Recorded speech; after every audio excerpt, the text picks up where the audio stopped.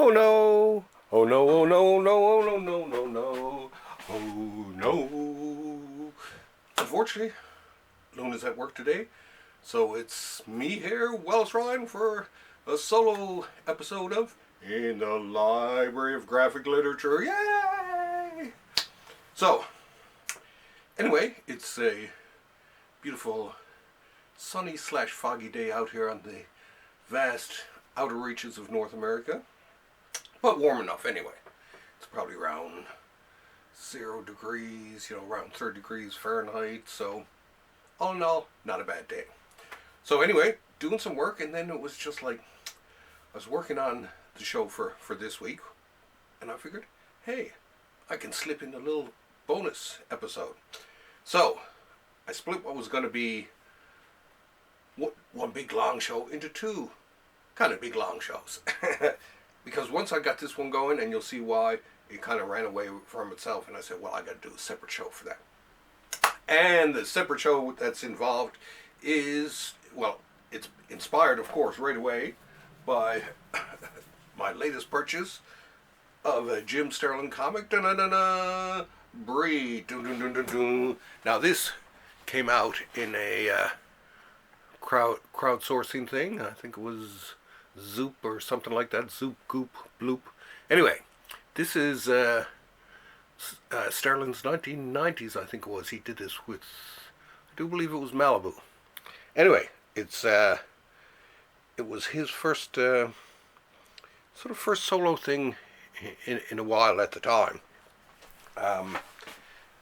He'd done work for DC and all that, and then he did Dreadstar for the longest time. So this was his next step. Oh yes, and the other cool thing about this thing too is it's autographed.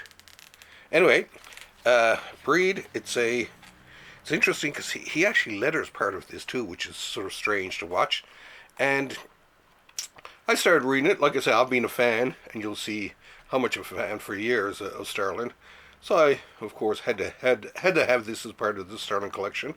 So I bought it, and I'd read the first few issues at the time, but I never did finish it off. So when this came along, I actually ran through it basically in about a week or two, and that's pretty good considering my my stack of comics that I have every day to read. And so I got to enjoy it from start to finish, including a visit in here from some old friends. Vance Dreadstar being one. That's why I'm wearing the Dreadstar t-shirt there. So, and it's about this guy who he's sort of he's a half human, half demon. So I guess it's half breed, I don't know. I just call it Breed anyway. So anyway, this guy goes out and he's, he discovers this demon living inside of him, and then he thinks that he's the chosen one and all that, and it gets pretty complicated. He finds this sort of make believe world that he can sort of hide in the meantime, in between his bloodletting and all that. Now I will say this is probably one of his most blood-soaked episode series of all time, but it's still not bad. Actually, I read it and I was like, well, Jimmy, you still had it. You still have it. He still does too. So of course, I love Jim Starlin from the first moment I came across him, and of course, like most of you, I came across him in Captain Marvel. Now, Captain Marvel, I'd actually been a fan of for most of my life and all that, and especially in the 70s. It was the only Marvel comic I collected in the 70s for some bizarre reason, and I loved the Gil Kane version, all that, and so it seemed to disappear for a while, and then suddenly, not this one, but this new guy appeared on it. Some guy named Starlin, kind of a cool name. And I think this one. Oh, and this is a great episode. Starlin inked by Dave Cockrum. So some great art in it too. The Thing appeared in it. The Avengers, and I mean the whole thing seemed to spread across everywhere. And geez, I'm not sure which. I think this was probably one of the first ones I actually had.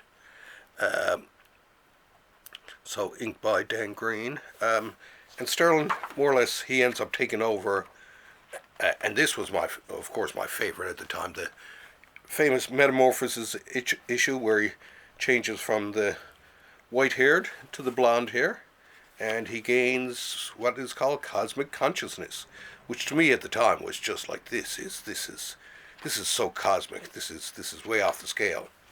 Then, of course, a friend of mine had this comic, which he gave to me, and I was a solid fan then, and I bought all the rest. I eventually went back and bought them all in back issues anyway, including the very last episode where Thanos, of course, and I don't think I'll. And this was one of my favorite issues with Klaus Janson on the inks, Steve Englehart on the words, and everything else Jim Starlin. Da-na-na-na. So one of the great Captain Marvel stories. And of course, in the end, I'm not ruining anything by telling you that that the good old Captain wins. And I love this sequence where he finds out it's the cosmic cube, and he goes to smash it, and and Thanos tries to age him, but too late. Hey! And Thanos is dead again. And then this is just all the coming down. So yeah, classic story. Oh no, it's the police coming for me because his talent is criminal. No, anyway. So, of course, he made big splash waves with that. Now, minor splash wave, meanwhile, for me, is over at the Hands of Shang-Chi Master of Kung Fu series over at Special Marvel Edition, where Jim gets together with Steve Englehart again, and they produce Shang-Chi. Now, he only stays on it for a couple of issues, and that's more or less it. And this eventually becomes Paul Gullis's baby, and with good reason. But Jim is not dead. Jim is just sleeping, and then he comes out with Warlock. Now Warlock, and I started this one from the beginning because I was Jim Starlin fanatic by this time, and as soon as I found out that he was taking over another series, I had to have it. And in some ways, I like Warlock even more than Captain Marvel. The artwork is fabulous from start to end. Steve Laiola does quite a bit of inking on this actually, and his inks are absolutely so superb. But yeah, it's a great series, and this is where we're first introduced to Adam Warlock's evil doppelganger, the Magus. And the Magus is him from the future. And he ends up changing his outfit slightly, and he takes on the church that his alter ego runs, the Universal Church. And it goes on and on. It's a big battle from here to the beginning. Then they revive his series. They take it from, what was it in... Strange Tales, and they move it back into his own title again. I love this cover. Looks like Alan Weiss inks. But anyway, so here he is yakking with the Magus, and he looks just like Adam Warlock, except he has this funky afro. And anyway, he ends up summoning and they even a little bit talk about the gemstones there. And then towards the end of the issue comes Thanos. And this one I can still remember buying this comic, and it was just all out insanity. He Warlock with Gamora and Thanos, and they're wading their way through the hordes of the Magus. And anyway, it goes on, and eventually Magus realize that Thanos involved in it, and Thanos convinces him to go and basically commit cosmic suicide by destroying his corrupt timeline, which he does, and the Magus, of course, disappears, leaving Thanos in charge. Da, da, da, da. And anyway, so the series continues on for a couple of other good issues. And then it ends up, there's one issue of Marvel Team Up, which sort of outside the kind of thing. Then is the famous, the Avengers and the Marvel 2-in-1, I think it was, or was it Marvel Team Up? I think it is Marvel Team Up. Yeah, Marvel Team Up and Avengers Annual. No, Marvel 2-in-1 Annual. What am I saying? Anyway, which are two of the most reprinted stories, must be in the entire Marvel catalog, because it appears in this. It also appears in the back of that Captain Marvel one. So that's two. It appears in the Avengers. Then it appears in Marvel 2-in-1, and then it appears, I think, in. Geez, there was another series too. There's at least 4 or 5 this story appears in. I can't think of right off the bat, but trust me, it's been reprinted so many times. Anyway, so we continue on, and then before he gets into the big stuff, he has a couple of side runs. He does a few in Doctor Strange. Now, he'd done some Doctor Strange way back in the Marvel premiere days. But this one he took over for a few issues anyway, and he wrote and drew along with, especially this one is beautiful, along with Rudy Nebrez, the maestro. Absolutely stunning artwork. I mean, I love Starlin's work enough, but once he had Rudy Nebrez inking them, it was just, oh, this is cool. Then he goes into, this is one where he has other people. This one he just writes the script. And I think, is this the last of it? No, and then hands it over to Roger Stern. And it goes from there. So he had a nice little pit stop there in, and there's a great cover too. At Doctor Strange. He also went his feet across the aisle at DC Comics. This was actually a comic I had at the time. It was a Superboy and the Legion of Superheroes number 239, and it is a Jim Starlin. He says plots and layouts, and Joseph Rubinstein on the inks, which the inks are very well done. This really does read like a great.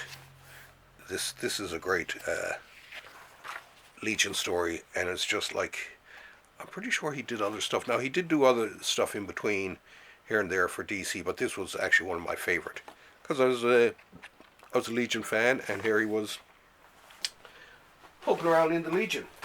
Now, of course, after all that, along comes the only thing that could really follow up all this 70s greatness was the 1980s classic Dreadstar. Now, this starts in Epic magazine, and it starts in a black and white, and it eventually, which is really cool, and it eventually, oh yeah, and here, I got this one autographed too, starts in a black and white, and grey, really, series, and you get to meet all the various people taking part in this story, and, it was going from issue to issue of Epic, and it was kind of looking kind of interesting and all that, and then suddenly it slowly morphed in to a color comic, and this is where you, as a matter of fact, this is the first appearance. This issue was the meeting of Dreadstar, of Vanth Dreadstar. He comes in, killing and murdering and setting things right, and then ends up as the whole Metamorphosis Odyssey ends up. They have to do away with the Milky Way because these invading forces were considered so bad. The only way they could save the rest of the universe was to take out the Milky Way. So they took us out. Boom, boom. But of course he got saved at the last second, because him and his mystical friend had put a Green Lantern style orb around them, and they drifted for millions of years until they come crashing down, and then he ends up killing his pal. But anyway, and what was highly unusual for the day was he switches in from Marvel over to Eclipse. for this graphic novel called The Price. Now this goes into Zigzag Darklock, another wizard who becomes very big in the whole Dreadstar universe, and it ends it off where he actually meets Dreadstar, and they have their little chat. And then came out this really nice color graphic novel where he is driven from his new home because the the murder of his family, and eventually they eventually set it up so that they take over the monarchy, and they tried to stop the centuries-long war between them and the Instrumentality, I think it was what they were called. Anyway, and it starts, and then it becomes a comic at Epic Comics. And I love this series. I collected all these. There's 3 books in this series. This is just the first book, so worth checking out. Absolutely amazing series. To me, one of his best. Then along came we'll end off with, well, almost end off. Then was The Cult with him and Bernie Wrightson. And this one I throw in just because I really liked the art in this one. Story not too bad, and at the time it had mixed reviews, but I think some people nowadays are saying that it's sort of a hidden masterpiece. It was vastly underrated for its time, so you should check it out anyway. The artwork itself, I mean, Bernie Wrightson doing this. Starlin also done a thing and a Hulk graphic novel for Marvel at the time in the 80s too, which was kind of cool. That was more 90s there now. And then came Breed eventually, and around the same time as Breed, of course, or was it just slightly earlier? They never do say. I guess this was before. And just before Breed, of course, comes of course, one of his latest masterpieces, The Infinity Gauntlet. And I love The Infinity Gauntlet. Especially the first issue too is my favorite. And it's funny, when I was working down at Downtown Comics, or a local comic book store, whenever people would come in to sell this series to us in back issues, would buy the entire 5-6 issues. What was it? 5-6 issues of it, but would buy the entire few. What was it? 6 issues. We would buy the entire 6 issues off people, but we will also always sell it as a set. Then we would package those 6 issues together and sell them as a set, because for the most part, people only wanted the first issue. They were always coming in looking for the first issue. So if we discovered that we were getting stuck with a lot of issue 2 to 6. So and I thought it was a nice compromise. Jason basically said, "Here, if you're going to buy, you buy the whole set," which was kind of neat. But I mean, the Infinity Gauntlet. This led from. Actually, I have this over there somewhere too. The Silver Surfer, where he'd been working on that, and the Silver Surfer led directly into the Infinity Gauntlet. Then from the Infinity Gauntlet was the Infinity War, the Infinity Crusade, the Infinity Shopping Trip, the Infinity Vacation to the Canary Islands, and so on.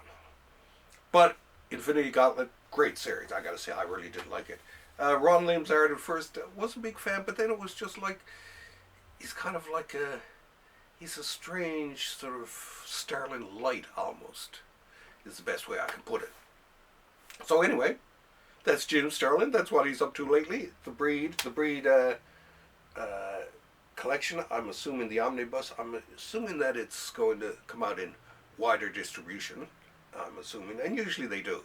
But it took a while. It was over a year, I think, since they were first announced as being put together and being delivered. But I don't know, there was all kinds of delays and all that. But in the end, they came through, and that to me was kind of neat, because I was a bit short on cash that week, and it was just like, oh, I don't know if I'm going to be able to buy a book for whatever. And this one showed up out of the blue. And actually, I'd actually sent it to my good buddy Dennis Osborne, who I do Thursday Comics with, which we have revived, by the way. It is coming back on. Dennis is a newly minted father, so everyone out there can imagine the demands on his time are big. That being said, I will be back, maybe even the same week, with a show on war. W-A-R, war. Woo! Anyway, it's actually starts out as a look at the Savage Tales of the 1980s book from Fantagraphics, which is a great collection of a very underrated title, I think. And then, of course, there's a lot of war goes on in that title, so I threw together like a top 10 of my favorite war series, etc., etc. So check that out. In the meantime, I'm going to go and get myself a cup of tea and upload this, and then either tonight or there's a snowstorm tomorrow, so chances are we'll probably do the episode then. So the war is coming. War from Wallace Anthony Ryan. Those are my initials. W-A-R. Anyway, we will be waging war, and then a little bit of peace on you tomorrow, or the next day. This week, anyway. I'm trying to catch up, because sometimes we do miss a week and all that, due to various commitments and the stuff, and but I'm trying to catch up on it. Anyway, that being said, thank you very much for attending and listening in, and I love you all.